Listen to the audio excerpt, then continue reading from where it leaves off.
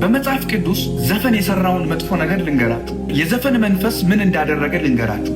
አንደኛ መጥምቀ ዮሐንስን አንገቱን አስቀናው። ማለትም ያችን የንጉሥ ልጅ በልደቱ ቀን በንጉሱ ፊት በመስፈኗ ንጉሱ የምትፈልገውን ነገር ላድርግልሽ ሲላት ያችም ልጅ ደግሞ የዮሐንስን አንገት ስትል መለሰችለት። ንጉሱም የመጥምቀ ዮሐንስን አንገት አስቀልቶ አመጣላት።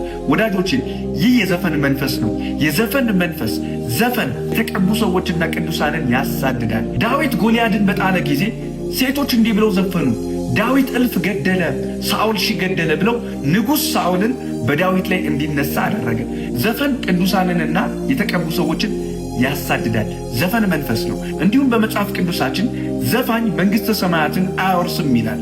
ዘፋኝነት የሥጋ ሥራ እንደሆነ በገላትያ ምዕራፍ 5 ቁጥር 19 ጀምሮ ይናገራል። እነዚህ አሁን የነገርኳችሁ በመጽሐፍ ቅዱሳችን ላይ ያሉ የዘፈን ውጤቶች ናቸው። ስለዚህ ዘፈን መንፈስ ነው። ቅዱሳንን የሚያሳድድ መንፈስ፣ የተቀቡ ሰዎችን የሚያሳድድ መንፈስ ዘፈን ነው። ዘፈን አቁም። ይህን መልእክት ለብዙ ሰው አድርስ። ተባረክ።